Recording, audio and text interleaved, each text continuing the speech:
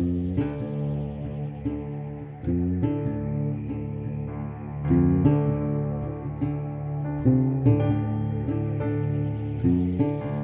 guys, welcome to Layman's Terms Podcast, a place where we talk about really big topics using the smallest words possible. I'm Danny the bartender. And I'm Tommy the trash man. And together we're just two guys trying to explain the ever-changing world around us the only way that we know how. And it's been a while. We're back. We've been MIA. It's been a long time. Should have left you without a dope podcast to listen to. But yeah, I don't know, man. Just been a lot going on. It's stepping away from some political things and then other things going on in my life. It just, you know, I definitely just needed a break for a minute. You know, in this world we're living in, times get tough. And sometimes you need to take a step back and take a breath and figure some things out for yourself. And so I'm back. Well, it's good to see your face, big guy. It's those lovely long locks. Long greasy locks. For our listeners, Danny looks exactly the same. I, on the other hand, for the people that don't watch it on YouTube, have a stye on my eye that's been there for about 2 months, and that's a pain in the dick. Yeah, looks good though, dude. Yeah, it gives me some character. Yeah, people are like, damn, that's a bad dude, man. That guy's fucking, what's up with that eye, bro? Like, that's I'm like, sexy ass eye, dude. Yeah, I could just bullshit and be like, I got an MMA or something. You know what I mean? Yeah, yeah. Should see the other guy. Right. So yeah, man. So tell us what's going on, because I'm a little bit just as curious what's going on with Danny's life. Well, you know, I mean, nothing's really going on. You know, I mean, nothing. Just same old shit, and it's just, you know, I mean, I'm 40 years old, bro. You know, what do you want me to do? I'm 40, bro. What do you want from me? Yeah, it's not the same. It's like, you know, it's harder to come back from a blow sometimes, and it takes a minute. But it's just weird, man. And then I went on vacation, I guess you'd say, and had a good time, and kind of felt like I'd given myself a little refresher on life, and kind of respun some of my just whatever was in my head, kind of cleared it out a little bit, had a good time, and reevaluated my goals. It doesn't mean I've done anything good towards them, but it was a really cool experience, man. I love Austin. It's amazing. It's the comedy scene is real. I said it on here a long time ago. I was like, Rogan's going to Austin, dude. That's going to be the like podcast / comedy renaissance. And it totally is. You go out there, everywhere you go, everybody's a comedian. Everybody's somebody. You're sitting in rooms with like all the friends I made while I was down there. They're all comedians. Yeah. It was really cool. And I got to see, I literally front row Rogan, you know what I mean? Got to see Ron White, Nate Bargatze, Hans Kim, who's actually, do you pay attention to Hans Kim at all? No. The only other people. So in that little thing you were just talking about, all I know is Rogan and Ron White. That's it. Well, Hans Kim opens up for Rogan now. He started off on Kill Tony. Okay. And now Rogan takes him on the road with him to open up for him. And he just, all I knew of him was just like, he would do these 1-2 minute sets. And I didn't think anything much of it, but dude, I seen him a couple times out there. I got to see him do, I think one of the shows he did about 20 minutes, and he's pretty damn good. Now I see it. I didn't understand why he opened for Rogan before, but now I can totally see it. I got to see all these guys you wouldn't know, but like William Montgomery. I talked to David Lucas for a little bit. There's a new dude out there called Uncle Laser, and he took me to a fucking party on my birthday, which was pretty cool. And that dude's like up and coming celebrity. And then there was these people I was hanging out with. One of the dude is, I don't know if I told you this, but one of the guys, his name was Bobby something. And so we were hanging out all night, me, him, and this dude they call Uncle Laser. And when I went home, we became friends on Instagram, and I started looking, and here it's Rogan's favorite band out there. This dude was the lead singer. It's a band called the Nether Hour. Oh yeah. Yeah. And like on his Instagram, there was a thing saying like, you know, look at Rogan, talk about me or something. And I listened to it. And Rogan literally went on a 5-minute spiel about how they're one of his favorite bands and yada yada. And I'm like, oh, that's who I was hanging out with all night. That's pretty cool. Did you check them out? Did you check their music out? No, because that actually happened like a day or two after I was leaving, because I'd already went to that party with the Uncle Laser guy. Oh, okay. And then it was like a couple nights later, I was out and it was at an open mic and everybody kind of left. And then Uncle Laser just walked over and was like, I hate saying Uncle Laser. I mean, it's a pretty cool name. It's a cool ass name, but he just walked over because everybody just rolled out. I was all like friends with like all the guys that run the Vulcan Gas Company, which is where Rogan performs all the time, where all these guys perform. And they started telling me like where to go here on Wednesday, go this place. And then it was kind of cool because I was sitting there and everybody just kind of dispersed. Everybody's like, oh shit, I got work in the morning, whatever. And like Uncle Laser walked over to me and was like, hey, what are you doing? Let's go to a fucking bar. I'm like, all right. So me, him, and that dude Bobby went like bouncing around Austin. And you know, like I'm not gonna sit here and lie. I was like a little none of these people were like super famous, but I was a little like, you know, for me, I knew who a lot of them were from watching these shows and stuff. Yeah. And it was kind of cool. But when you like the dude Bobby and all, like the whole time, like dude was dressed, dude had like a fucking top hat on, like a half a shirt. I'm like, in my head, I want to be like, who the fuck are you? You know? Right. But didn't want to just ruin what was going on. You know, it was kind of cool. And there was some other like girl comedian out with us that I think was trying to blow one of them. So I was just like, all right. Is that the one that you were in love with? No, that one never showed back up. She went away for the weekend. Oh. Fuck, I even forget her name. I just know like her Instagram name. But that girl's amazing. She comes out and she plays this like her whole character is like a shy character. And it's pretty cool. So like her and that Uncle Laser dude are different to me because they have like themes. Like they're like, rather than being, when you're watching them, you don't know if you're getting any truth. They're just kind of playing a character, you know? Right. So that was, but all these guys I met Ron White too. Just a quick little handshake and hey man, you did a great job. And then he fucking leaned in and was like, "Brr, brr, brr, brr, brr, brr, brr." I was like, oh man, somebody speaks worse than me. Literally what I heard. It was like he was in my ear. Cool, man. Nice to meet you too, dude. He definitely has a deep ass voice. Yeah, he was pretty good up there, dude. A lot of them guys were like, what, you know, and what I liked about it too is there's definitely a way about that comedy scene. You can say whatever you want there. You can't. Oh, and I got to see Tony Hinchcliffe throw somebody out he was telling some transgender joke and some girl started yelling something and he was trying to give her time and kept telling the bouncers to stay away. And then she was going to do crazy. And he's like, just get her the fuck out of here. But like the whole place is like, you know, some woman's going crazy over some stupid joke that was actually pretty funny. And I really I think that woman's voice would have won over anywhere else. And it's weird, like, because Austin is not some big Republican state or something. I mean, some big Republican city. It's just a comedy scene is just kind of like say whatever you want type of thing, you know? Yeah, but now listen, I know nothing about Texas really, but according to listening to Rogan and how much he loves it there, I think overall, I don't know city by city how the politics work. You know, he says that, you know, Austin's a liberal city. However, it's not like New York City liberal. No, we'll see. We'll see what I gather from it is, and which is exactly the reason why I would want to move there, is because I don't want to go somewhere where like, yeah, we can talk about abortion and talk about how we hate transgenders and stuff. Like, I want to go to a place where like it's a bunch of different people, but we're allowed to just have a conversation. Right. You know?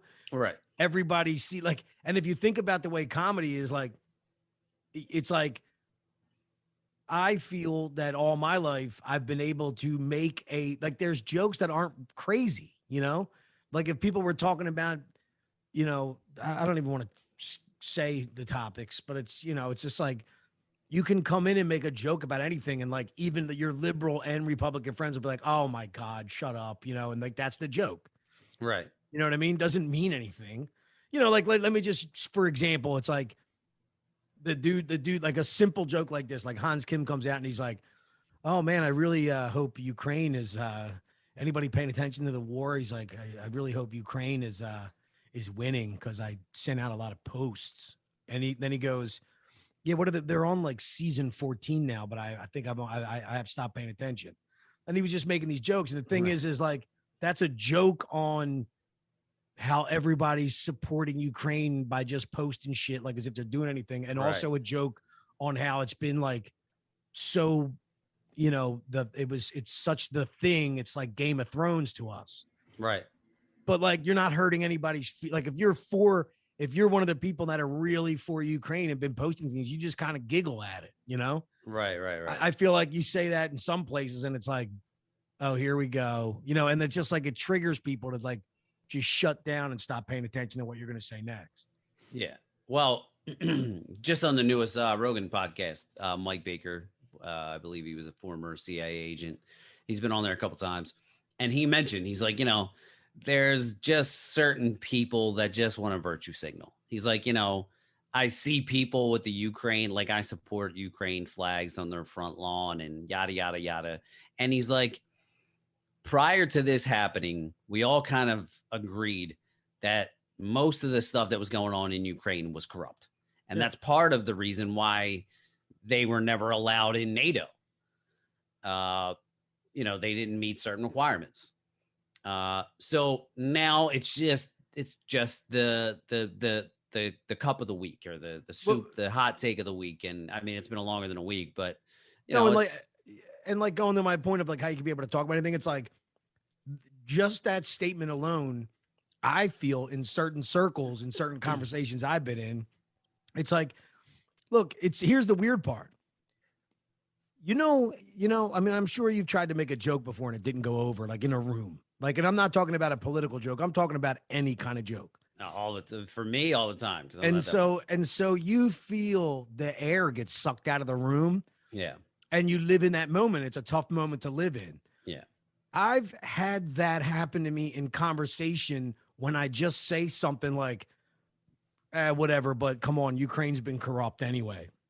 Like you say something like that, and all of a sudden you just feel like the air moves out of the room. The person sitting next to you slides over the other way a little bit, and you're like, the fuck is going on here? You know what I mean? And then it's like your only next thing is to either like fucking start to backtrack what you said or to just be the asshole now, to live in that asshole moment. Yeah. And by no means by you saying that does it mean, yeah, I think what Russia's doing is great. Yeah. Like by no means of the stretch of your imagination is that where you're going with it. Like, yeah. And that's like I could care less about the people getting killed. Like, no, that's not it. Yeah. But realistically, you're probably more concerned with your soy latte back home. So like, just shut the fuck up. Yeah. And I also think like when you're in these, like when you're talking about a lot of people virtue signal and whatever, I feel when you're in these crowds of people, it's like, if I'm in a room with people that virtue signal and I maybe say something that goes against insert whatever person I'm looking at, race, gender, whatever, you know what I mean? And then what happens is the room kind of looks like it becomes a virtue signal within itself. Like people that it's almost like the Will and Jada thing. It's like Will Smith wanting to laugh, but checking with somebody else and then realizing that he can't laugh. You know what I mean? Right. And I mean, I don't want to even talk about that really, that stuff. But what I'm just saying is like, that is a good example of what I mean, where it's like people in these kind of environments are actually looking for the reaction of the individual that they are virtue signaling for, you know what I mean?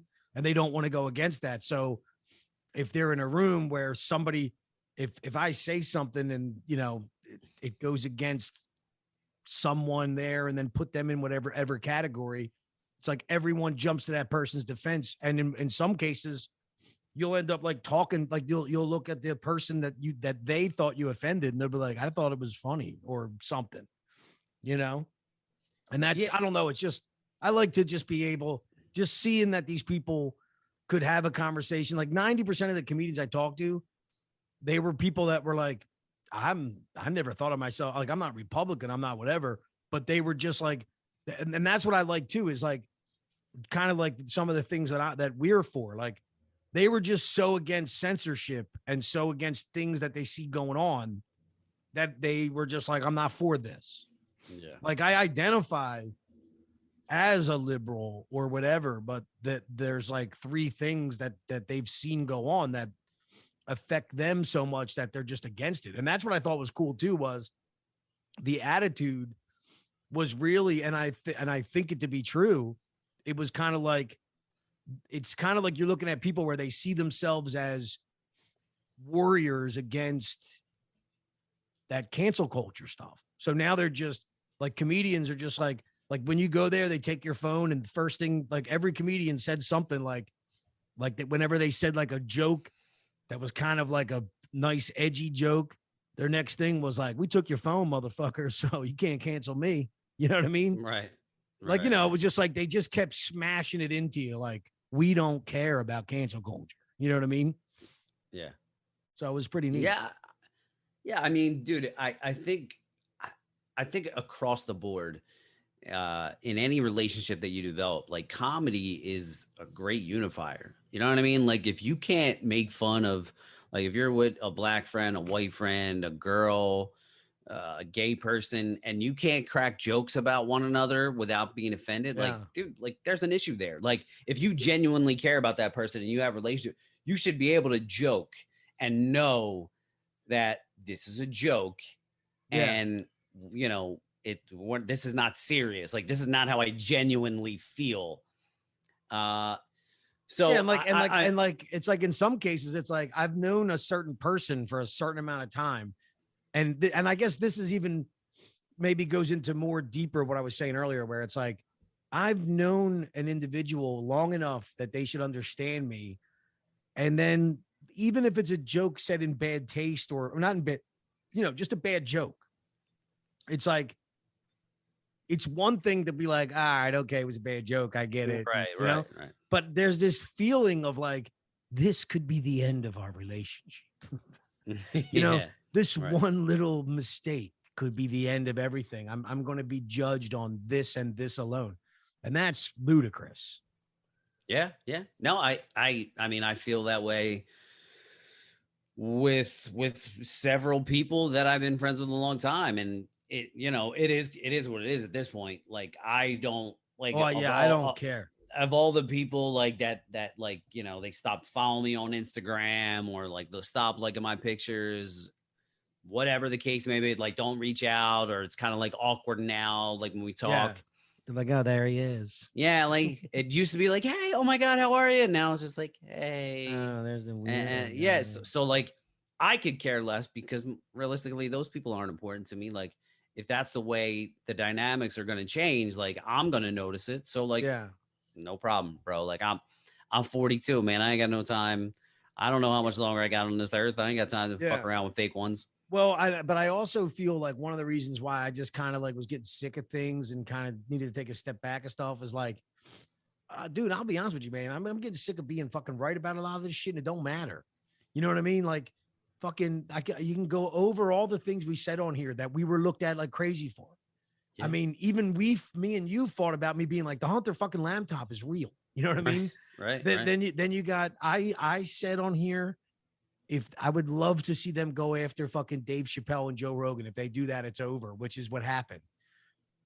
We talked about the, you know, I don't even know if we're allowed to say it still, but we talked about how these, whatever you want to call them, these things that they were forcing us to put in our arms, and, you know, Yeah. and it's like, we said, hey, you know, maybe they don't have all the information yet. Now they're coming out and saying it, like, all. And the thing is just like, when are people going to step back and be like, does it mean anything? Does it mean anything that you've been, how many times can someone lie to you or tell you false information and you attack others? And then what I hate is this attitude of, now we get to a place and it's like, you still, you know, I guess I don't know how else to describe it, but it reminds me of things in my life where I've been hated for things that people have thought I've done. Like, let's just say someone thinks I took their money, you know, and it's like, I didn't. And then they say, well, I don't know. It was just you two in here, blah, blah, blah, blah, blah. and then you're getting then you're being treated like a thief for a month. Right. And then something happens and it's like, oh, so you found your money in the thing. And you literally look at them and you're like, oh, and then they go, then they get asked about you again. And they're like, yeah, I don't know though. I just still don't think I can trust them. And it's like, well, wait. What is it? And you can ask them, well, why don't you trust that person? Well, there was a time where I thought they took my money. Okay. Well, did they? Well, no. Okay. But why don't you trust the person? Well, because of that time when I thought they took my money, it's like that. There's no correlation. You have to learn from that and kind of like reevaluate your relationship or whatever you thought before to other people, Yeah. Yeah. I mean, dude, it's interesting. Like I was just listening to a couple guys that I heard on Rogan, Trigonometry. They're like British guys, these two British guys. And they had Coleman Hughes on recently, who we've talked about on this podcast. And they had Sam Harris on, who his thing about Trump, like that kind of went viral recently. Which, by the way, if you listen to the whole podcast, you kind of get to a degree what he's trying to say, as opposed to just the clips that were just kind of surfacing around of what he was saying. But and pertains to the Hunter Biden laptop and all that shit. But the Coleman Hughes thing, like Coleman Hughes was like, the interesting thing is with this cancel culture and everything that surrounds it is people don't like being wrong.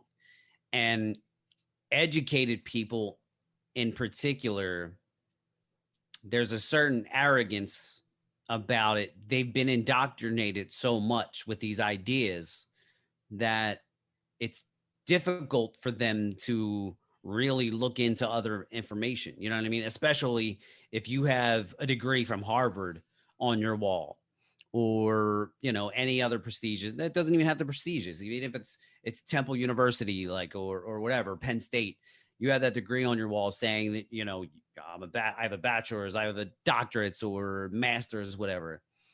And then Danny, the bartender, is like, hey, man, well, I don't know. The Hunter Biden laptop, it might be something we should look into. Oh, Jesus Christ, you're a bartender. Like, there's an arrogance there that's surrounding this mentality where, like, people that aren't on that level and don't agree and aren't spewing the same talking points, there's nothing to listen to. They're just Alex Jones. They're just these crazy people. And you're like, all right. But this would be my argument there, because I do understand what you mean, and I think that a lot.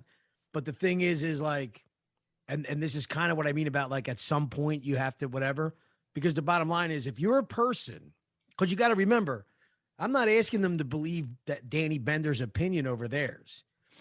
The reason why they're only getting my opinion, and it's my opinion, is because they've already censored, dismissed, and destroyed the character of individuals who were, like, in other words, there were doctors that came out and had their opinion on ivermectin. You know what I mean? Right. And now it's Danny trying to get, like, in other words, I guess my point is like, it's not like, I can totally understand a couple of doctors dismissing me being like, well, I think ivermectin would be good or whatever.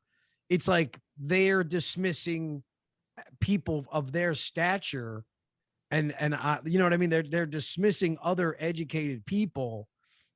And so at some point it's like, like, in other words, who are you to reject anyone else's opinion and also think of people in that way? Like, in other words, I'm done with feeling for them people, like, I'm done with trying to understand them, because I do understand them. And it's like, just like the Sam Harris thing, which, yes, I mean, I did only see the clip, but I did get the gist of what he was saying, where in their mind, it didn't matter what was on that laptop, because they feel that it was still like that they were, like he was saying, like, stopping a meteor from hitting Earth. Right. And right. they're going to do whatever it takes.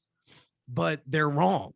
You know what I mean? Like, and even when he was like, and Trump University has 10,000 things. It doesn't, and because he feels it does, he won't take in anyone else's opinion or uh, advice or whatever you want to say because he's decided something like that. That's not the same as, say, someone trying to dismiss the somebody finding a human skeleton that they believe is 200,000 years older than what a bunch of scientists believe there were no humans beyond that. They don't want to, it's not concrete enough for them to accept it, to then have to dismiss years of teaching about when man started. I understand scientists kind of pushing away new scientific theories or whatever because they would just destroy, 90% of what scientists believe, in most cases. But when you're talking about people and then, like in other words, think about the way people treated you, like you were dirty and disgusting just simply because you weren't sure that there was enough information out there, and then we're more and more pushed away at the attitude of these elitists telling you that, you don't know what you're talking about and dismissing anything you say. You know what I mean? I don't know. It's just, Yeah. it's just kind of like, if you look around, you're like, the one thing I think is amazing that's going on right now is the useful idiots thing is happening right in front of us. And it's like, it's happening in a way where we're not correlating it, but it's exactly the process of what the useful idiots were for. Like I used to say on here about like some of these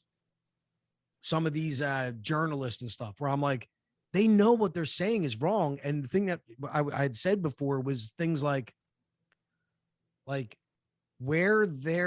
they're doing seems to be like they're all in, like they've decided to go all in. And in my head, it was like, if like you're ruining your career, like you have no basis in who you are by just lying and lying and lying.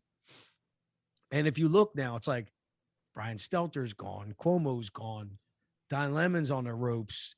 Like they're like there's Andrew Cuomo to mayor. Like you can just keep going down the line of all these people that they basically were being used as these useful idiots, where it was like somebody was telling them like, dude, just do this. Jeff Zucker of CNN is the guy telling them all what to do. And it's like one by one now they're getting rid of these people because they were used to do a thing.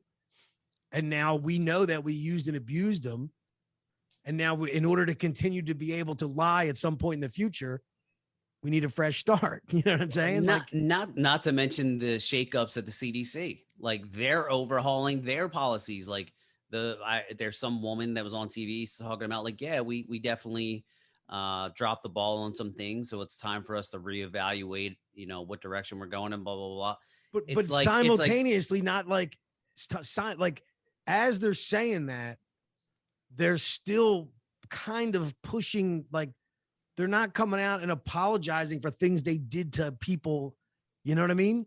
Oh, no. Well, that's what I'm saying. But like that's happening along with the CNN stuff. And you're like, so all of these people who are pushing this narrative are now coming out and saying, they're not going to say, hey, sorry. Like, but they're not going to say, don't get the shot, or they're not going to tell you anything other than like, I think we mishandled some stuff and we're going to move in a different direction. Which, listen, guys like, Don Lemon and Stelter and even like late night hosts like what's the guy that used to be on the Man Show? Was it Jimmy Kimmel?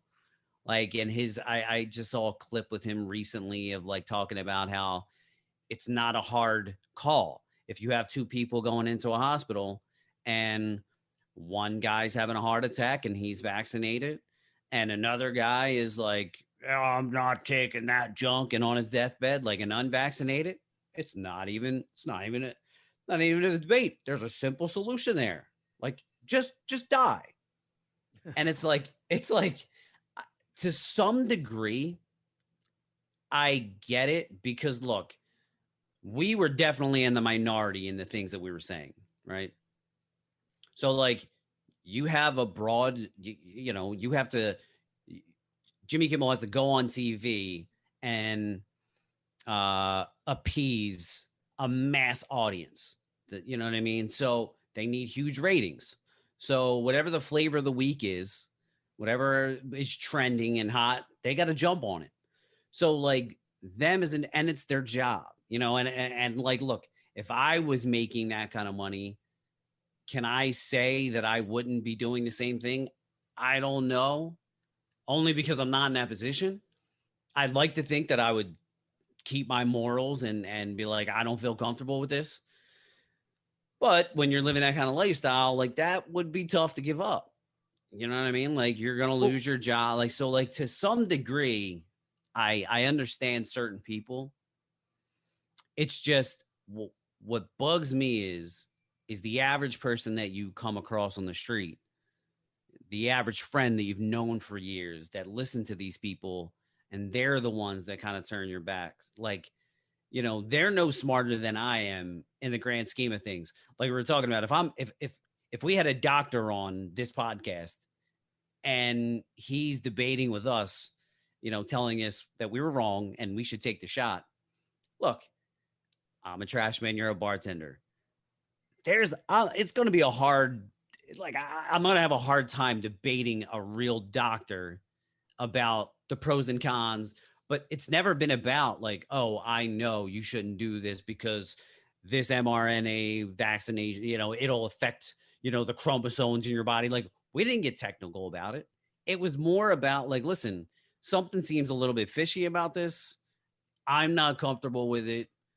Uh, and because I was seeing politicians and the way they were reacting to it, depending on, you know, if it was Trump that came out with it, like they were yeah. like, well, I won't take it if Trump's pushing Well, it. and So and that's where everything to me, it was like, look, this should be general consensus across the board. You know what I mean? But it wasn't.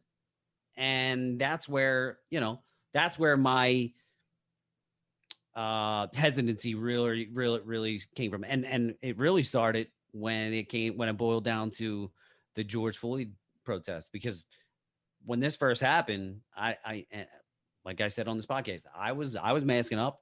I was mocking people that were out there, you know, like, oh, open up the businesses. I was like, whoa, let's give this some time, man. You know what I mean? But then all of a sudden, when George Floyd happened and motherfuckers were like, it's okay to go out and protest, and I'm like, well, this is like, and that was the things when you were saying when you said a minute ago, you said it was like, look, I wouldn't argue with a doctor, you know what I mean? And but what I seen was like it's been very rare for me over these past couple of years. And it's one of the reasons why I started to kind of be on, I guess, the side I was on in a sense. It's because only a few times did somebody actually like, I can't tell you a time where I complained about the mask and the person that was on the side of the mask, let's say, turned around and said any kind of information that was new or that we like nobody ever turned around to me and said, well, actually, you know, even with the kind of sicknesses, the molecules can get in and out, but it's still better for about it was rarely said like that. It was people would say things to me like for example, one time when I was sitting down with some coworkers talking about it, and I said, well, you know, it's kind of ridiculous that people are still getting like I wasn't even arguing the point. I was just like, the fact that people can still get it with the vaccine is kind of freaky.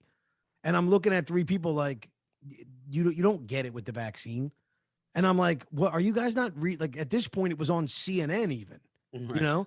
right. And it's just like the thing is like so the person that's demanding that I take the vaccine clearly doesn't even know what they're talking about. And so that's kind of where, you know, like there's like I guess it's I can't think of anybody during the vaccine that gave me any information, you know. But there has been times where there's been say people on different political aisles that I liked or disliked, and then somebody would turn around and say to me, "No, well, actually, what he did in 1997 when he did this, that, or the other," and I'm like, "Oh, now I need to take this into consideration." but it was very rare. People are always just admit, like, it's like you can go back to Kavanaugh. I remember having like an argument with somebody after I've been sitting at home, coming home every day and watching the whole trial, the whole hearing, like hours and hours of the most boring hearing, but watching it and finding out how ludicrous our system is, because it's disgusting. Because basically, nobody debates with each other. Everybody gets 2 minutes. They use it not as a time for questioning, but as a time for getting statements out. And that's it. And then I would sit there with somebody and argue with them, and they would tell me they just don't like the idea that a rapist is in our Supreme Court. And then I would narrow it down, and I'm like, well, wait, what? And they would look at me and say, well, I didn't watch the hearing, or I don't know that. And it's like, oh, so he's a rapist now. You decided that he's a rapist. And if I, no matter what information I have, you have no information to add to me. You've even just admitted you don't even know who he is. And you get to use the fact that why would I want to read an article about a rapist? Like that's your excuse for not knowing any information on him. But the guy who just told you that he's been reading about it, watching the hearings, if he doesn't get on board with you, the person who just admitted that you don't even read anything about it, if I don't go along with you, I am supporting a rapist. And that's kind of where we got, like, where it's annoying. It's like, how about we just like have a conversation? And I even want to have the conversation with people sometimes where, like, that's the worst part, is I'm not trying to make you like something you didn't like before we started talking. I'm just kind of like having a conversation like, wouldn't it be weird? You know what I mean? Like, what if you're just playing devil's advocate? But like, just to have a conversation, have a conversation, and not even about like, and the thing that makes it so weird is, and I'm even staying on the surface because I know that if I tell you how I really feel, I'm protecting our relationships. I don't want to hurt your feelings, and I don't want us to get in an argument.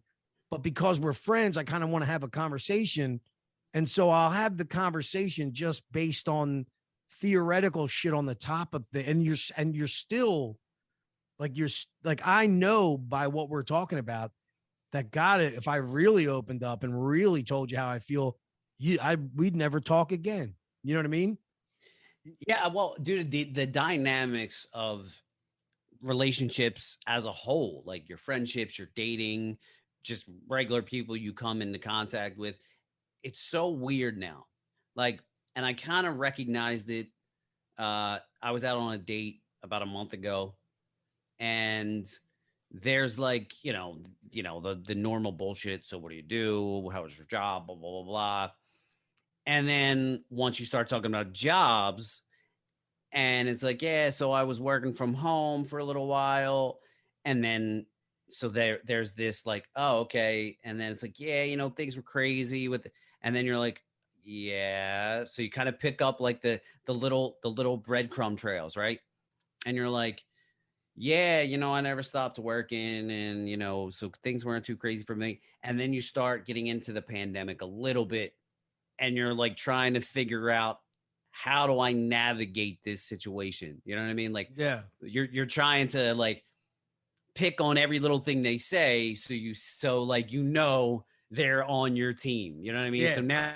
So now it's okay for me to be like, yeah, I'm not vaccinated. I never took it. You know what I mean? Like, oh yeah. Well, and it's not even just with that. I mean, we're bombarded with so much information at all times. It's like we have to have an opinion on all things. Colin Kaepernick, COVID, Ukraine, Black Lives Matter, trans. It's like you have to have an opinion on everything. Yeah. So it's like you have to kind of like navigate these little words that they're throwing out there. You know what I mean? Like if they got pronouns in their profile, you're like, oh, all right, maybe I can't have this conversation with them. It's such a weird. It's like our brains are on sensory overload, man. And that's what I think is really driving us crazy, because it's just. Well, what I think is really gross, and what I say about the reason why they hated Trump from the get-go, is because I feel he put a spotlight on them. And I'm not saying because he was so good. What I'm saying is, all of a sudden, it's kind of like they did it to themselves. Like they were putting the spotlight on him. And so every time that spotlight was on, like it was the first politician in my memory where it was really like they wanted to scare people into the fact that like this man was going to destroy America to the point where they made it like you need to pay, like the way they felt that they had to destroy him was to kind of throw that narrative out there, and it forced everyone to focus on politics to the point where they thought, you know, Donald Trump was the meteor that was going to strike in 20 days. You know what I mean? Right. And so everybody, but the thing was the more of the spotlight you put on him, just naturally, like I'm not even giving him the credit, like just naturally, you got everyone looking at him, and then he turns around and says something that they never knew, you know? Well, look at this person, or look what this person did, or like, I mean, I know from living in Baltimore, it's like, I don't know if you remember, but when he said something like, yeah, what happened with all that money in Baltimore? And then it's like for the next 3 months, even though people still hated him for what he said, all of a sudden people were asking like, what money? Like there was regular citizens that were started to debate, yeah, why the fuck is Baltimore such a mess if they've got this money and da da da da da da, and what happened? And then I believe that there was some type of investigation into some money like that. So I guess what I'm saying is they pushed a spotlight on him. Like in that particular instance, one of our long running senators, uh, like basically said that like Trump was X, Y, and Z. And then when the camera was on to Trump for his response, he said something that put the spotlight on Baltimore in a way that no one ever would. Like no politician would ever say Baltimore's a rat infested fucking shithole. That they've been, that's corrupt, and you know, because everybody's in that same game, you know? Right.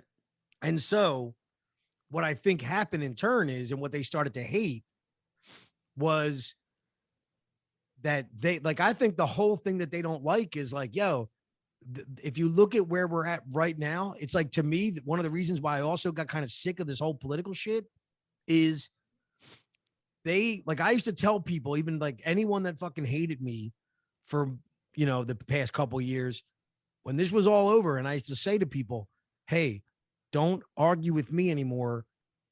Keep focusing on your guy the same way you focused on my guy. You know what I mean?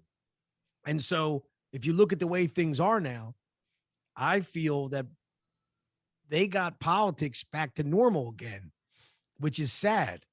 In other words, for a while, it was, if you look even during the pandemic, it's something that like where it was like they wanted you to focus on one thing. Like think about how long every single thing went on. Like in other words, George Floyd, that was months. Like forget how long even it might be a good example. Like the riots went on longer than most riots normally do because that was the thing that they just wanted you to keep focusing on. And then it moved on to like ivermectin and COVID vaccine deniers, and it stayed on that for a while. Now look at the news cycle, the way it works.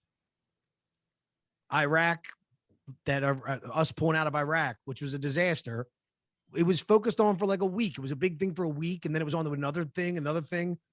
And even Ukraine and Russia was like, oh my God, everything you're supposed to talk about for like 2 weeks. And then it was done. And out of this. And so I guess what I'm saying now is you can't, what they used to do before and what they're doing right now is like a new thing's popping out every fucking day. There's 3 things popping out every day. We kind of focus on one, but not for a long time. And there's too many things to focus on. And at the same time, right now, I don't even know what's going on in politics. And I do pay attention, but there's just so much. Like even when I'm scrolling through, like back, like before, I used to be able to go on and be like, okay, wait, what happened? Oh, Trump's getting impeached. And then you can like, for the next fucking 3 months, you're getting updated every day. You can look at something. Now I look at my YouTube thing. It's like, this guy said that guy did this, inflation. Like we're back to topics that we don't really understand, that are very simple but complicated. and there's just so many things going on, and you're just don't know what to do. And the next thing you know, they're passing a bill, and 7 people are saying the bill's bad, 7 people are saying it's good. And before you could even get to the bottom of that, oh, now we're doing something with student debt. And then, was that good? Well, I don't know. We still haven't finished other things. Are we still in Ukraine? What's going on? Trump's house got raided. What's going on? Like, where are, you know what I mean? Like, whereas before, Trump's house being raided would be like, that's all the news. That's the news cycle for the next month till they focus us on something else. And I don't know if I made sense in that little rant, but my main point of it is like, this is what they wanted. They wanted you to go back to like, who is the star right now? Like for the past 4 or 5 years, it was Trump and whoever he was arguing with. You know what I mean? And then the focus was on both of them for a long time. Now it's like, what's AOC doing? Who fucking knows? What's Cory Bush doing? What's Nancy Pelosi doing? What's fucking, what's I haven't even, I was thinking about it today. The reason why this is kind of fresh in my head is like, haven't even, all the things that have happened in the past month, I haven't even heard from Biden or Kamala Harris. Yeah. You know what I mean? Like, not and, like the cops are doing a great job. You're not hearing, you're not hearing about any innocent black people being gunned down. Like which we know is happening.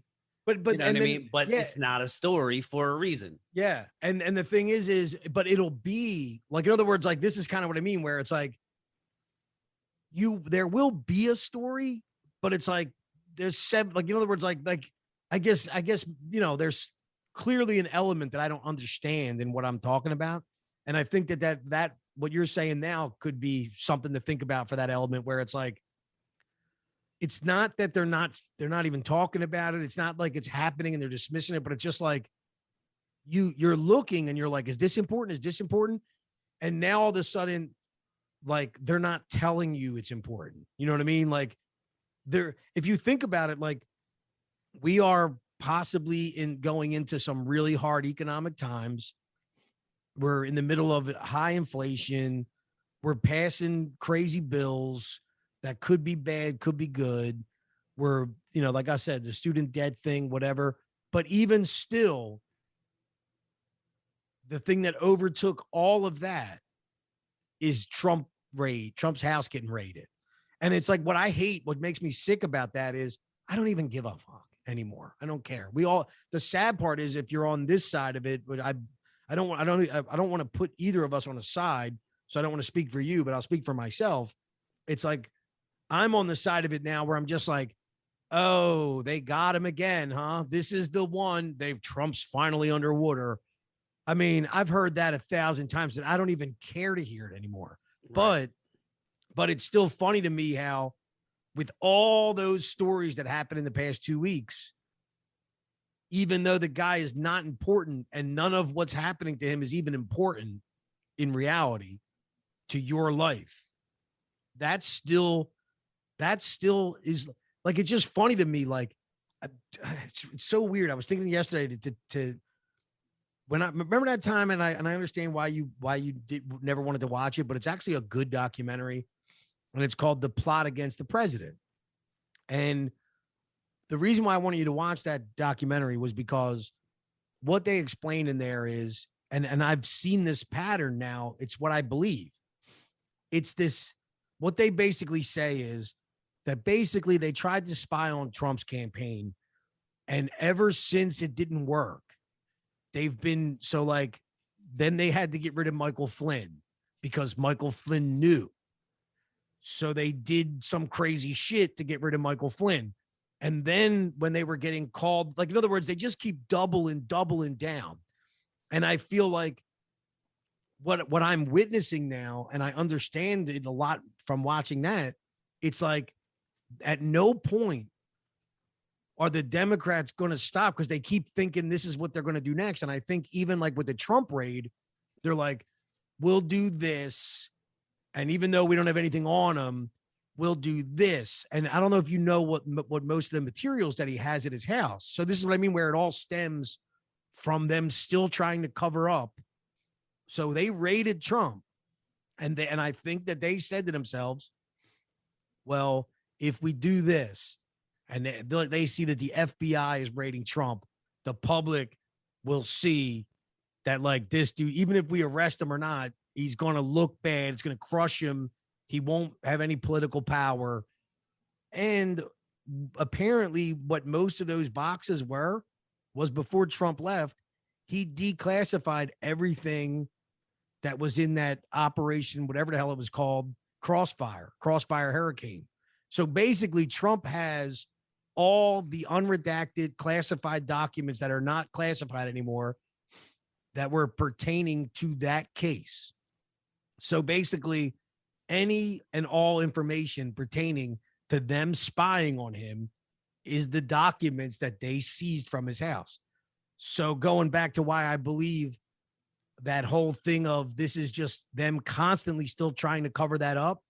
It's like, here we are. And somebody said, how do we get them fucking boxes out of his house? Because he could start fucking showing them. He could maybe use them if he runs for president. He could start pulling out this information that we want hidden. And so instead of figuring out a way to just kind of take a step back, no, they doubled down again and did some unprecedented shit that no one's ever done, which is raid a former president. You know what I mean? Right. So that's kind of what I think is crazy that's going on is it's just they are constantly clawing and doubling down and thinking that they're smarter than everybody else. Like, oh, we'll do this and then this will do this. And it's never worked. Like anything that they've done has backfired in their face. The only thing it's done is cause people that aren't people that do their own critical thinking. They're just fly by night people who look at the TV and go, oh my God, he must have done something. They're raiding as if this guy's crazy, which is fine. I don't care what they think about him. But what I'm saying is all that's happening is that they're causing more division, but not even the division that I think they plan for. I think for some reason, I think every time they do something like this, they think that I think they do it because they think people like me and you are going to go, damn, I didn't know he was stealing shit from the White House. And of course we're not, you know what I mean? And it just causes like, it's not the outcome that they want. And I think the reason why they keep doing it is because they actually believe, I don't think they want it to be like it is. I think that they believe there will be a different outcome because they think they know better. Just like, how they believe that they could dismiss certain, like what they could just tell us about the laptop, to tell us about the vaccines and tell us about whatever, like as if that'll just, like, we're too stupid. They'll shut up, they'll get on board. And it's like, no. And at some point you got to stop doubling down on it. And I know I just went on a rant that might not even have made sense to people, but just the bottom line is they just won't stop. Like if you fucking stole money from somebody and they caught you and you're looking at someone that you took money from and now you're busted, it's like right now what they're doing is, instead of being like, all right, look, let me come up with if I'm going to be a liar and a thief, well, I'm caught now. So let me just maybe I'm going to turn around and say why I stole it or that I didn't steal it or that. No. And what they're doing is the person that caught them stealing, they're deciding like, now we're going to blame them for it. And it's like at every turn, they're just doing this like drastic thing and it's just making everything worse, you know? Well, yeah, but that's what the government does. I mean, they've never done anything like this. No. I'm talking about that's what they do in general. They overreact to almost everything. And then when you go back at the history and look back on it, 5, 10, 20 years later, you're like, yeah, we made some mistakes with that. When it comes to Vietnam, the war in Iraq, Afghanistan, now the withdrawal from Afghanistan was a debacle. The COVID thing, they overreacted to that. Now it's like, well, maybe we need to reevaluate some things. Everything the government always does is it's an overreach. I mean, the government, like that's the one thing that I never understand about people that like are so, I know that we've gotten very, very political, but most of it was basically like, dude, the government is just too involved in your fucking life.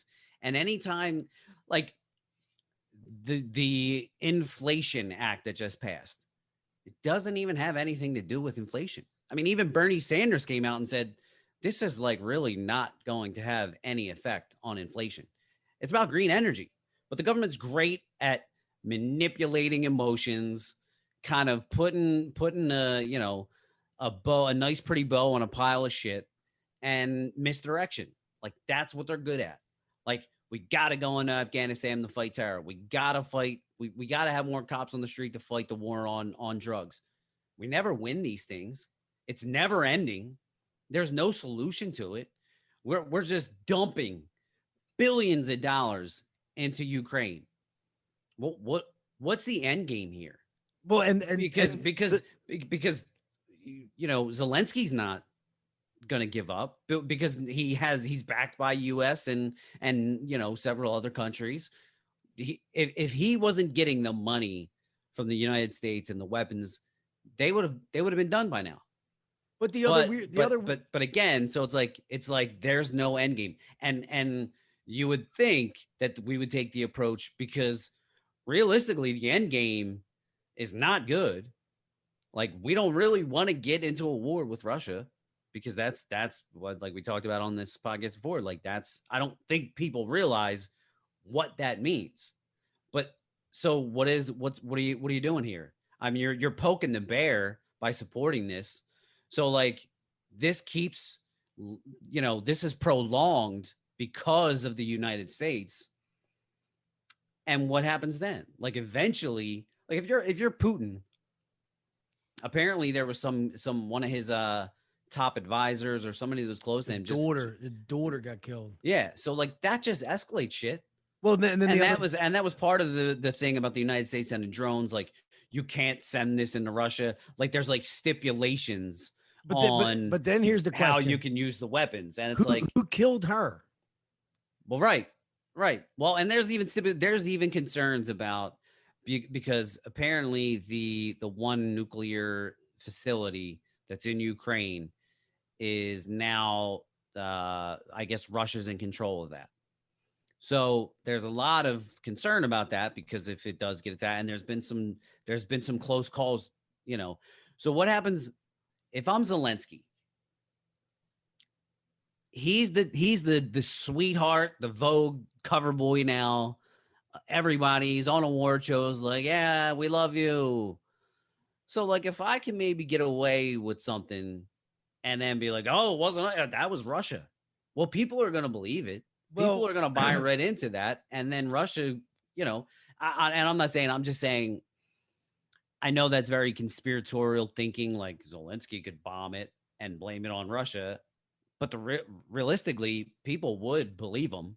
Well, it's no different than the CIA arming, you know, Mexican cartels. Like that sounds crazy that we would do it, but we did it. Like, yeah, well, look, I 100% believe in. I guess this is conspiratorial, but what I believe from what I'm seeing, like if you think about it, if you look at like the 2 or 3 weeks or maybe a month where it was all about Ukraine, right? And it was like, if you said it like now you can be indifferent. Like it doesn't matter. Like it seems like nobody cares. Like not even, I'm not talking about people because like, it's almost like they're robots walking. If I grabbed somebody on the street and started talking to them about it, like if I said too much about how like I don't really think Ukraine is doing anything good, I mean, it's like they come out of their sleep and they're like, oh wait, it's like they remember that like they can't allow that. But you can say things like, what do we do? Like I can make jokes and go like, you know, well, I mean, we're giving all our money, you know, like everybody's will laugh slightly if you go like, I guess we're just giving them billions of dollars now. You know, you could say that, whatever. But what I think is funny is if you look at what went on when they were pushing the Ukraine thing, we needed to give them emergency money like twice.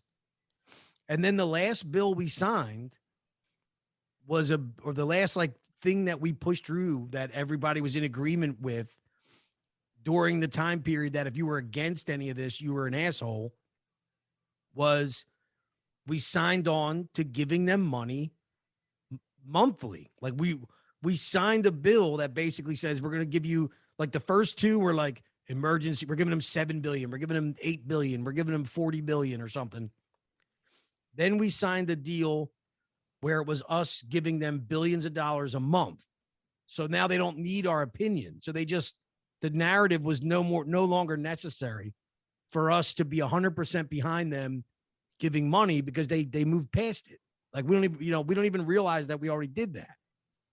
But what I think, and I really do think, is that I'm starting to believe that all this money, all this fighting, all this stuff that we do overseas is people, our politicians, by giving 40 billion to Ukraine on a monthly basis, we solidified deals for certain politicians or certain people that they are, that they basically represent, that we don't, the people that fund them or whatever. They needed that narrative for us to be behind them, giving that money. But that money isn't really about Ukraine. It isn't about war. It isn't about whatever. It's about shit that we don't know of who's getting what money and how and what deals are going on. Because, for example, it's like, of course, everybody's not going to believe this is true, but it's like Hunter Biden has deals in Ukraine and China and wherever else. So it's like, I imagine this world where Hunter Biden is not the only person that's involved with these politicians in the way like he is. And it's like, you give them 40 billion and then they have to do some kind of deal with some company that someone in return, like a Mitch McConnell or somebody, is getting $1 billion on the back end of that and X, Y, and Z. And that's what I think it was all about, is that we basically send money to other countries, but when we pass them bills, it's really money in the pockets of our people. Like, they don't give a fuck about Russia or Ukraine. I believe that it was a thing that had to be done before the midterms, before other people were in there to make different things. Like that's what I think is crazy, is what we're watching in this 2 years is the people in power right now starting to realize that they weren't, that just because Trump's out of office doesn't mean that they're safe. And now any of these deals that they want to get through, they got to get through right the fuck now. You know what I mean? Right. If they, like, you know what I mean? Like, I think that they know after the midterms, one way or the next, they're not going to have free reign, not because the Senate's going to be taken over by Republicans, but definitely the House is. So it's going to cause complications. And so you have these people like these Nancy Pelosi's, these Chuck Schumers, these Mitch McConnells that know that they don't have but 6-7 years left in politics, if that at all. And this is their like last chance to get a big piece of the pie that they worked for. You know what I mean? Yeah. And that's, it sucks because it sucks. There's so much, it's so complicated. Like, I feel like a lot of times we go off on these rants where we don't properly articulate the point. And I think mostly that's because, dude, it's really complicated. Like, we're just average people, like, but dealing with average people on a regular basis, like, you see people do shady things, right? And that's just your regular everyday person that, maybe lends somebody money or is fucking somebody's wife or whatever, and sleeping and cheating at their job and stabbing people in the back. So, like, on a grand scale, like, for me, it's even hard to fathom the corruption that goes on, because it's like, dude, I one, like, I don't even have that in me. You know what I mean? Like, I'm not trying to do anybody dirty, and I don't wield any kind of power even, you know what I mean? Yeah. So I feel like a lot of times some of the conversations that we have, we don't even do it necessarily justice, but I don't know, man. Like, I'm, every day it seems like there's something, there is a little story. Like, I get what you're saying. There's not that big story that lasts long because they don't want that, because the Democrats are in charge now. So they don't want that. So it's like, it's all these little stories that kind of come out, like again, now with the, college tuition forgiveness act and all that shit. It's like, it's kind of a joke. I mean, I completely disagree with it, and it it it's it's one of those things too where I get people that are for it. I get it. I have this girl that I know who I'm friends with who she's an absolute sweetheart. And she went to college and she has a degree and it's really not paying off for her. You know what I mean? Like she's not doing what her degree's for. So she has a bunch of student loans and she's working and now she's going back to get into the medical field to get a degree. So it's going to be another however much amount to throw on top of the debt that she already has. And she can't work during that time because she has to go to school full time. So she has to take more money out to live in the meantime. Yeah. And, she's like, having the conversation with her and she's like, well, hopefully, Biden passes this. Now, this is a couple months ago. And she's like, that'll be a huge help for me. And I was like, yeah, but like that'll raise taxes on like regular people. And she's like, well, taxes are going to go up anyway. Well, maybe, but we don't need more things to add to it. Yeah. One. And she's like, well, because I was like, well, some people just can't afford to have their taxes go up. Like for me, for instance, like when Obama was president, like I lost like $30 a paycheck, which isn't a big deal, but that's $60 a month. That's my cell phone or car insurance. You know what I'm saying? Like, Yeah. and to me, like I'm not rich. So like, why should somebody take money out of my pocket that can pay my cell phone? Yeah. Like it's not benefiting me. Well, So like, hold on. I'm going to finish just to get back. So her thing was, well, taxes are going to go up. So what's it matter? And then of course I'm like, well, it does matter. And then she's like, well, at the end, I'll be making more money. So I won't care. And I was like, yeah, okay, here's where it gets tricky.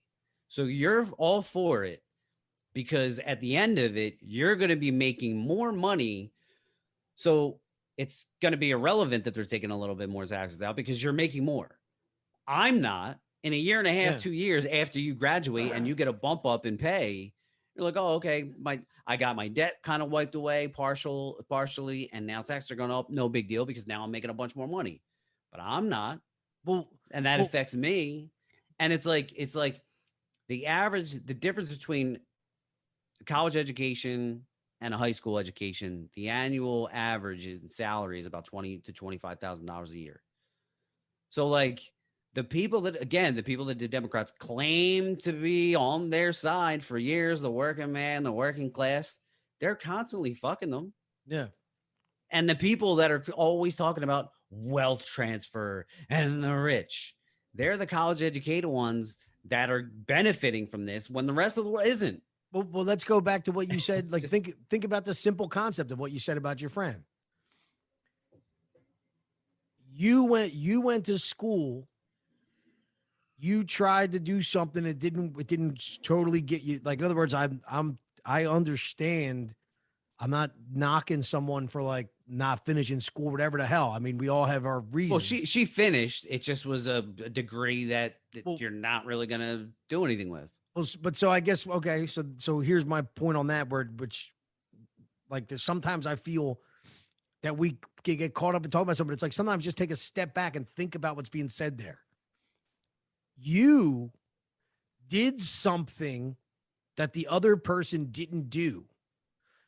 And you feel like, man, this really sucks that I have to pay this.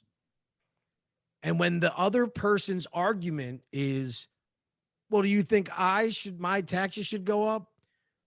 Well, they're going to go up anyway or whatever, So they believe that this unjust thing, which really, like, in other words, like they made a decision. Like, I know it sucks that everybody should be able to go to school, but let's be really honest. Not that's the thing that I'm saying. Like, if these are things, it would be the same thing as you saying, like, I got a car loan and like the fucking salesman talked me in all this shit. And then now I'm sitting here. Well, you still have the car that you shouldn't have got. You signed off on it. Yeah, you kind of, it's a fucked up loan, but you signed off on all this stuff, you know? But I guess the simple point of what we're saying here is I'm supposed to feel bad that you have to pay extra for something that you got because it seems like, because you can tell it to me in a way where it almost seems like it was there's somebody making out on the deal and it's kind of unjust that they do that to you, you know?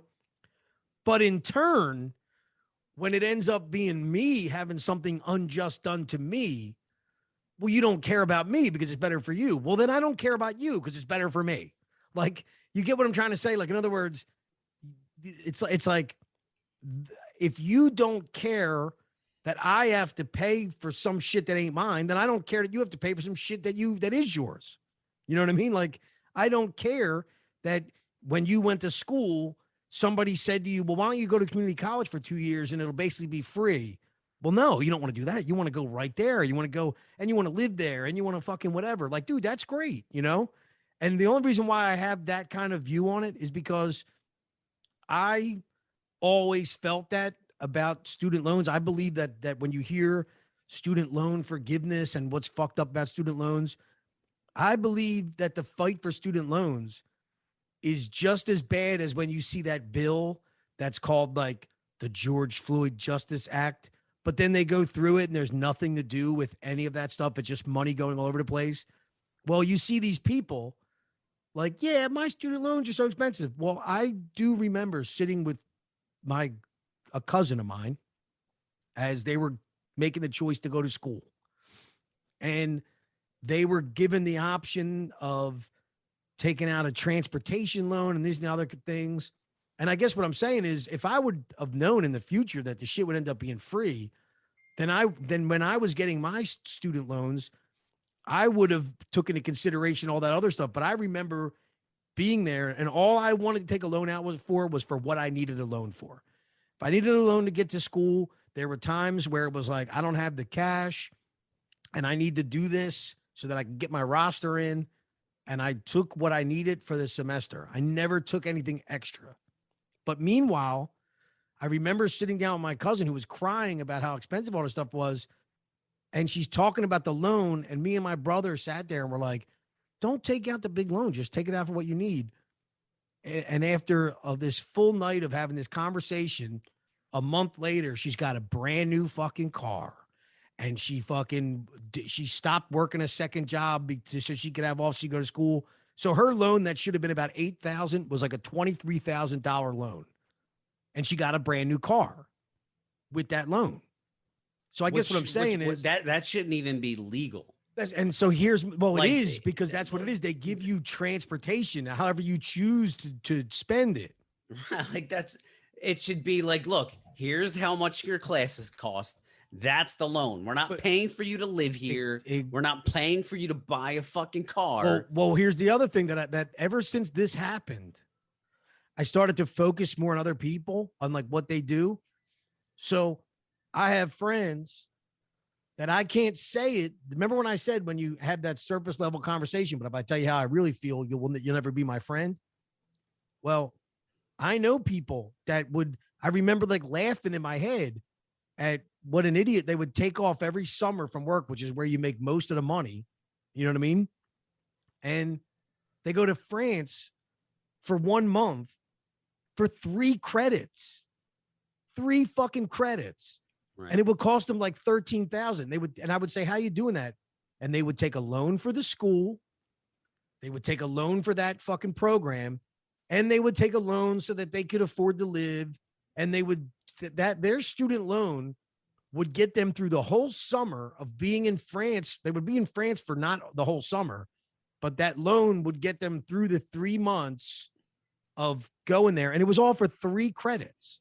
Right. And them loans for that over fucking seas shit, basically it's like, I'm going to see the world, so I'm going to take a loan out for 20 grand. And the real problem is that these people have a convoluted, delusional way of thinking. They think that they're so much better. They think every kid I talk to in this situation, they don't ever realize that maybe they're going to come out and just be a low level Wall Street person. Like they're seeing the world as like, well, then when I start my own fucking financing, fucking holding company, I'll just pay my fucking loans straight up or whatever. But either way, forget the fact that they're delusional.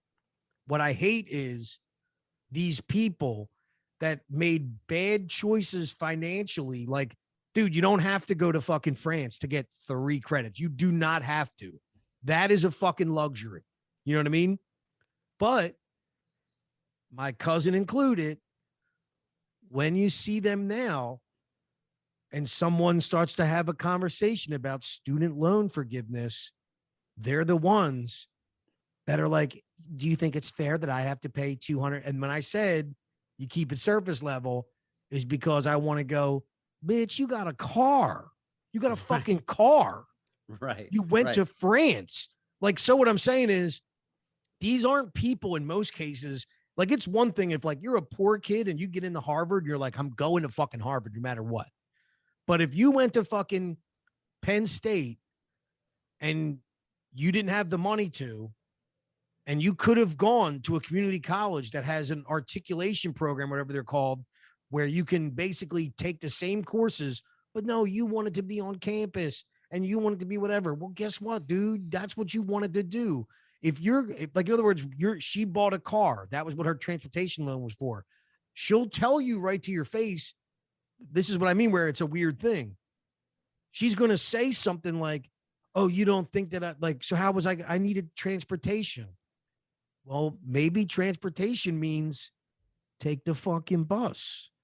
Well, that's an hour away. When I went to community college out here for 2 fucking years, I took 1 train to the end of the line and 1 bus to the end of the line. It took me an hour and 15 minutes. That's if I got right off to the next bus. Right. I'm not trying to be like, brr, brr, brr, brr, brr, but what I'm saying, I get sucked. It fucking blew. But it ain't like I'm not even trying to say it like, and I made the contract. Because when I looked at that loan, remember, not thinking that anyone was there. Like I didn't look at that loan and go like, well, someone should pay for this or whatever. I looked at it like it was a loan I was taking out, and I took into consideration what fit for me. I wasn't even crying about her doing that because in my head, fine, you want to do that? You're going to fucking pay the price for it at the end. But the other thing is that I was able to have a conversation with that person. That's what always sticks with me. These other people, oh, you're going to France? Cool, whatever. I don't know what happened in their life. Maybe somebody lied to them. You know what I mean? Oh, but you won't have to pay that till fucking whenever, blah, blah, blah. I don't know what happened with them. But I know with the one individual that I directly was involved in, I sat with them and said, don't do this to yourself. This is, you know what I mean? Like, you don't need to do that. You can you take a bus? Yeah. Well, I mean, like take the fucking bus or get a used car, like a million other options. And they went with the fucking brand. They should like, it was like we had never talked. You ever like give somebody advice and then you look at them next day and you're like, you fucking don't care about me. You know what I mean? Right. And so my thing is, I know that whenever I got loans out for school, I had options. And I literally looked at them options like, that's not really an option. You know what I mean? I wanted to study film in Japan. Temple University had a class in Japan. That was really what I wanted to do. But when I found out that it would be 2 times what 1 semester would cost just to get 3 credits, and that I would have to quit the job I had and then go to fucking Japan and take out like a $20-some thousand loan, I even thought about doing it, but I didn't in the end. And that's not me. I don't want to be that guy going like, I should pay for your stuff when I didn't make decisions. I mean, it just didn't seem like, I mean, listen, in life, there's this like, I want a fucking Porsche right now. I want a fucking brand new car of any kind right now, but I can't have it. And it does suck. And that's what I mean about where like the student loan thing becomes weird, because it's not all about student loans. It's unnecessary shit that they push on people to buy or excess money to take out that, yeah, okay, maybe in some way it's like you got a salesman in front of you trying to get you, well, you know, you could do this or blah, blah, blah. But the bottom line is it's not like fucking, somebody held you down and made you do it and it was the only way. There was many other options. You took the option that, man, sounds fucking great. You want to take off from fucking work for 3 months? You want to quit your fucking job? You want to go to a different country? You want to fucking meet new people and live there and get a $20,000 fucking loan and have it all? Yes, I do. I want to do that right now, but you don't. And so this is kind of what I'm saying, where it's like under the guise of student loan, it's like you're supposed to feel bad, like, oh, so I'm not supposed to go to Japan and study. Like, I mean, I don't want to say no to that, but it's the same exact reason why you can't just go to Japan for no reason. Like, Right. I don't feel bad when my buddy goes, I always wanted to live down the shore for the summer, but I never could. Like, that sucks. I know. But like, there's reason, like, it's just, that's how life works. Like, some people get to go to fucking France. And you know what? For them 3 credits, shouldn't have not took the fucking loan. You should have went to fucking school however you did it. When you get out of fucking school and you're making that great money, go to fucking Japan. You know what I mean? Yeah, yeah. There's a great video circulating that a couple politicians posted.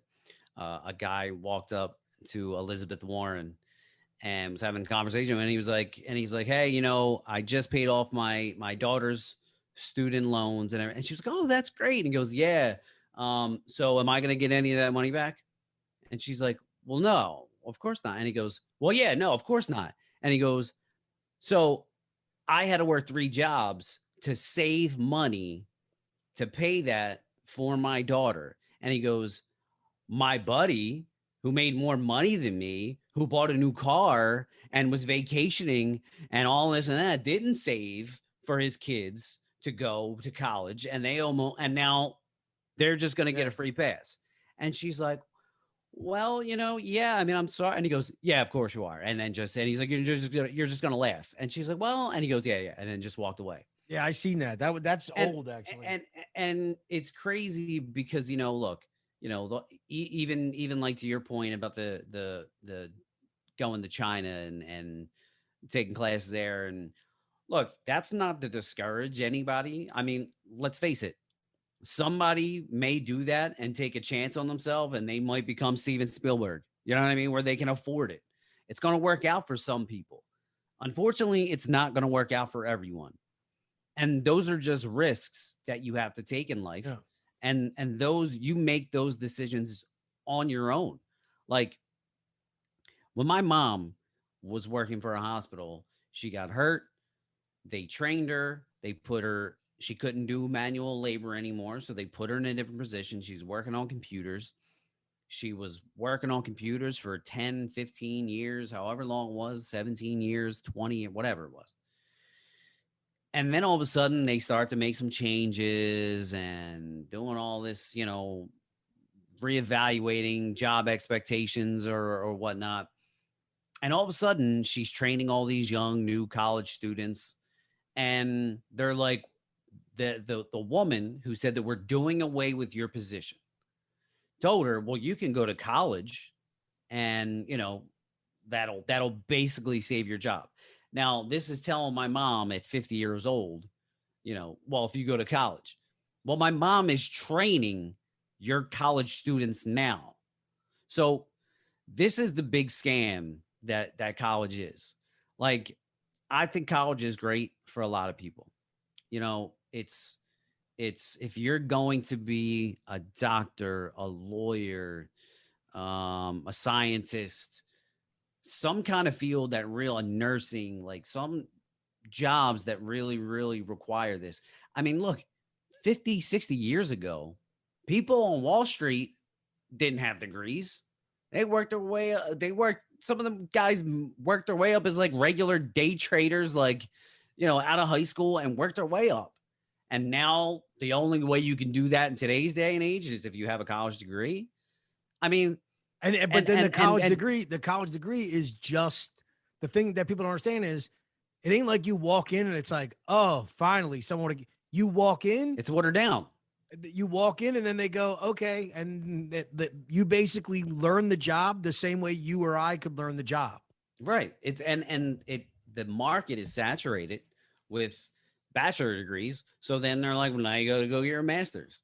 It's just, dude, it's the biggest scam. And unfortunately, I mean, I understand it because it's a double-edged sword. To get your foot in the door in most of these places, you need a college degree. But the reality is you could do these jobs without it. Yeah. So these kids take out massive amounts of loans to get out and make $40,000-$50,000 a year. And it's tough. Yeah. It's tough. But And like, I think that there's somehow, and it's sadly what I think it is not that they're lied to. It's almost that they lie to themselves. Like there was just some data, some poll done where people like going like they were joking about how it's like that's not even being lied to. Like you should look into that yourself. But most people are off by what they think they're going to make by $50,000 to $75,000. In other words, if you're going to school to be a fucking, a nurse, but which really I'm thinking other things, but you're going to school to be an audio engineer or something. It's like you ask that person what they believe their salary is going to be, and they're going to say like $200,000 a year, and it's not going to be that. It's going to be 100 or 125.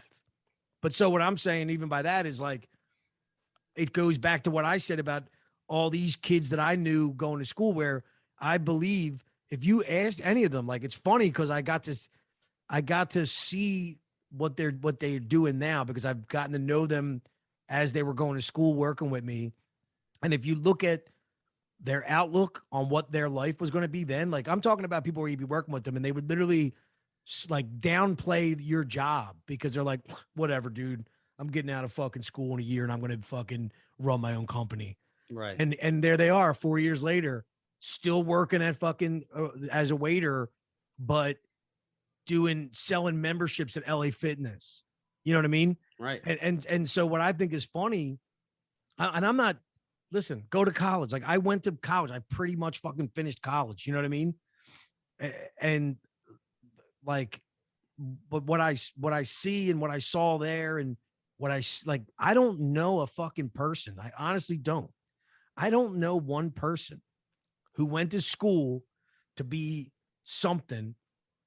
And unless they're a nurse, a doctor, a lawyer, I don't even know what other careers are, honestly, because anyone I know that went to school for business and believed they were going to be something, whatever, the jobs that they actually have, I'm not going to say they're bad jobs, but it's like the dude's like, he's a fucking, like a salesman for CarMax or something. You know what I mean? Like a job that if I would have told him that, like if I would have offered him that while he was going to school, like, yo, dude, I can get you a job right now. He'd be like, what? CarMax?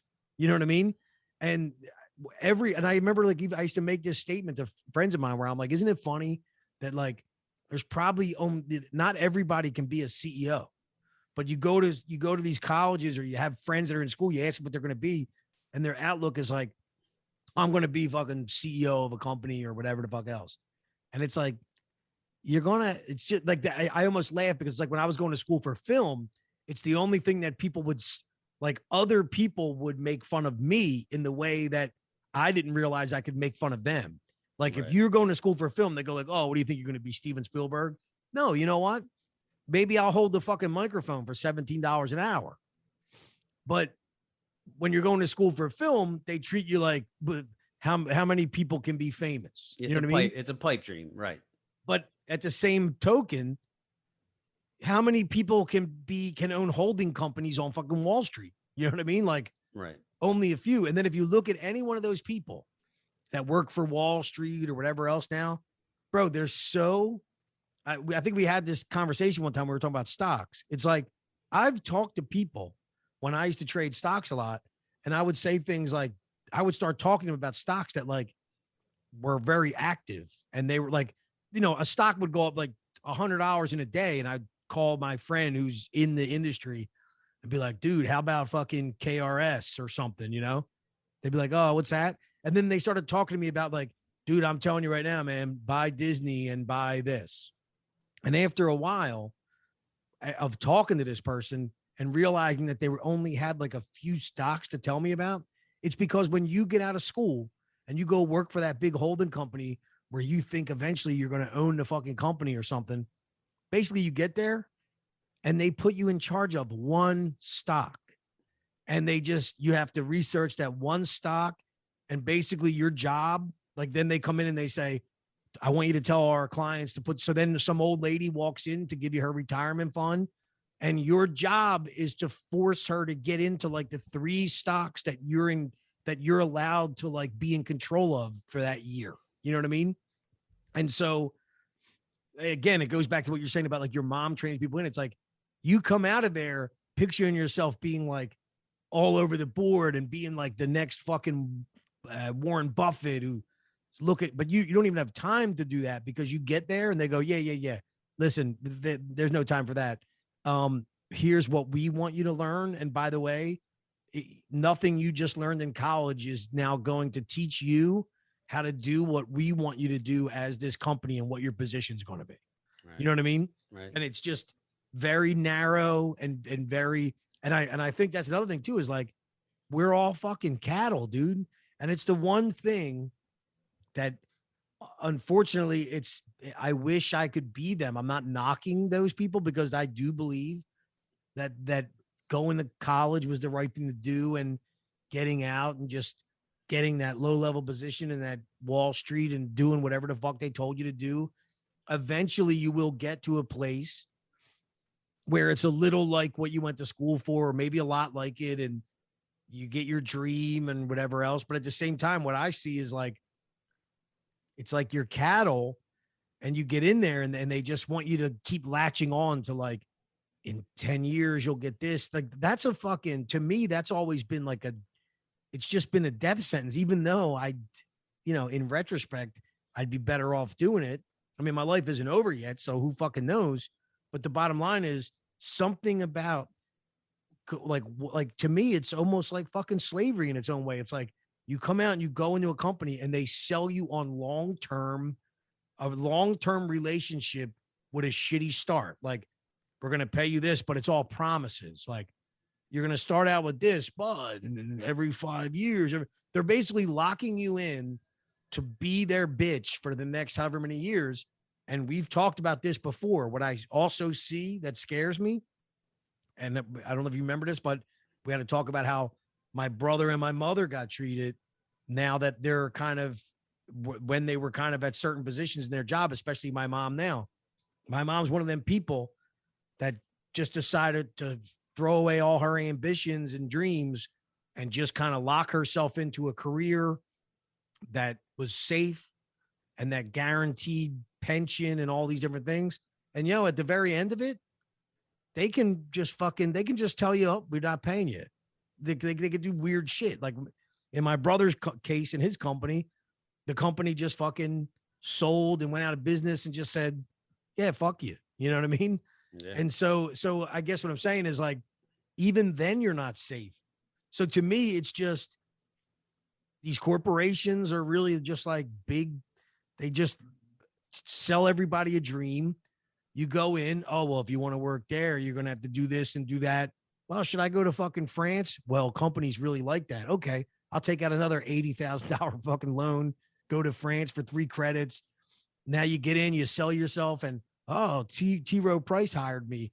And then when you get in there, it's like basically you're latched onto debt and you're hanging on to the pipe dream of possibly one day, after giving you're basically like an indentured servant, thanks to student loans hanging over your head. And the only way you're going to get out of it is this full commitment to the corporation, And in a way, you become like, when everybody I know that does that, they're driving in cars they can't afford. They're in like everybody is one paycheck away from fucking losing everything. You know what I mean? And they have to do it though, because I'm working at this place. I need this new car. If I'm there, I'm going to get this house, and then my wife, my kids. And I look at people and I'm like, dude, how do you have 3 children and a house in this place and, this car, and you're putting them in this school? And the reality of it is that I don't believe too many people are comfortable, but I believe that they're slaving through every week and just getting by, and they're just getting in more and more debt on the belief that, well, in 5 years, and well, in 10 years, and well, when my pension, and well, when, you know what I mean? And I think that's the game, you know? Yeah, dude. I mean, and listen, I don't want to sit here and you know discourage people from going to college, because that's not what this whole rant is about. But it's about personal accountability. Like, you need to make decisions. Like, okay, if you're unsure about what you want to do coming out of high school, like, one, you should have parents that are helping you, along with guidance counselors and whatnot, about saying, all right, let's go to community college. Even if you're a straight A student, you know what I'm saying? Like, even if you Yeah. get some major, scholarships, it's still maybe a good idea to go to community college. I mean, one of the kids that was working with us for a little while, really smart kid, going for engineering, an engineering student. He went to Temple, but he went to Delaware County for the first 2 years, and he was a straight A student. And it wasn't that he couldn't go straight to Temple or some other big college, but it was like, well, why would I spend the money? Yeah. You know what I mean? Like, and I think a lot of people, they need to take that into consideration. And the excuses by a lot of people, well, I was 18 and I didn't understand. Strangely enough, it's the same people that are making the argument that like 12-year-olds can decide that they want to cut their penis off, and they fully understand the ramifications of that. So it's kind of like a little bit weird when it comes to that. But coming out, like, college is a good thing, man, but you need to really think about, how you're going to approach it. You can't take out loans and buy cars to get to college. I mean, and even if you are going to do that, then at least know what you did. Then just own it and be like, Yeah. hey, man, because we had my buddy Troy on here, and he was like, my student loans, like, it's expensive, but they're mine. Like, I don't expect anybody else to pay for that. Yeah, well, let me also take a step back and say, I mean, I got my fucking associate's degree from a community college up here that I took that fucking hour and something bus to. I got a 3.7 fucking GPA. There were nights where I would get out of class and that bus wasn't even, I had to sit outside and just beg people to fucking come pick me up, because if that, I took a class that I would go there the whole fucking day if I was going to go out there in an hour and a half bus.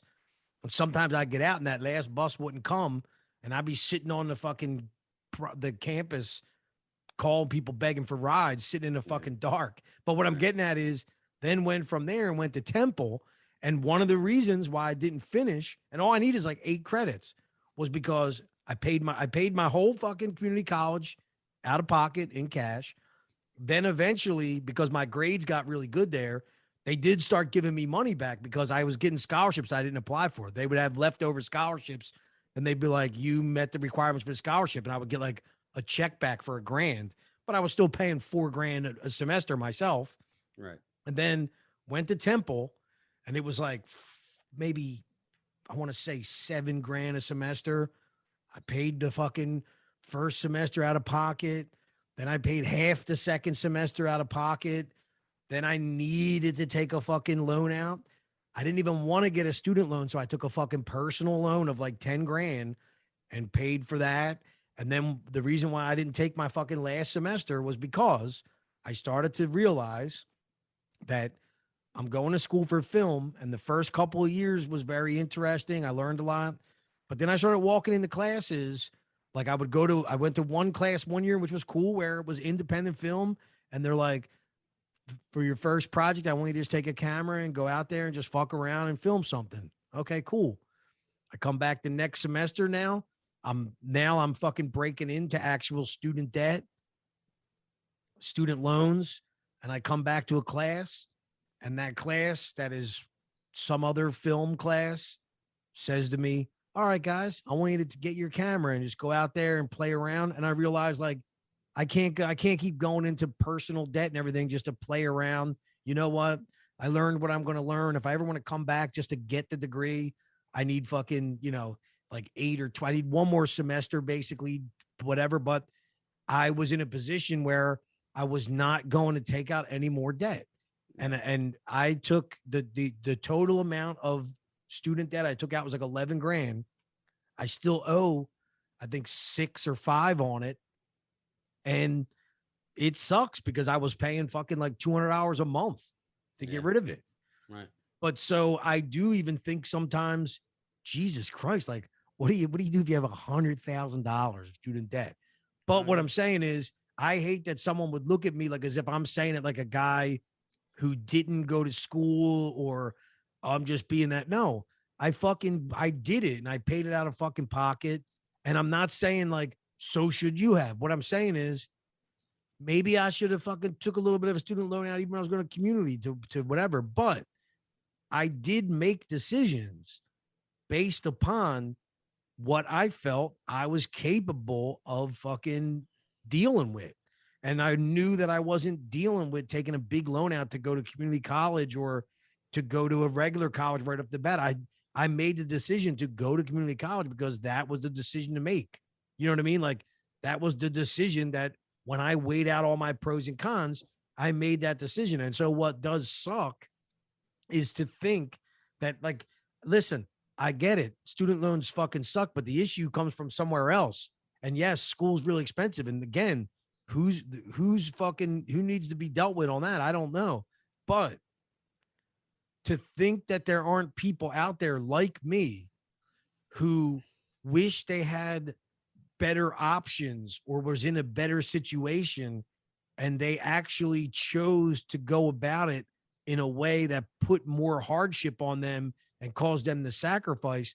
Again, I'm not saying that that person is right or any better, but if you think for a second that that person isn't going to be disgusted when they look over and that all their hard work and sacrifice was unnecessary, and that if they actually went the fucking careless route, that it would have actually probably been more of a success story for them, then yeah, people are going to be a little upset, just as anybody would. The bottom line is the only people that are bitching about it, that as if it should be done, are the people that took that fucking burden on.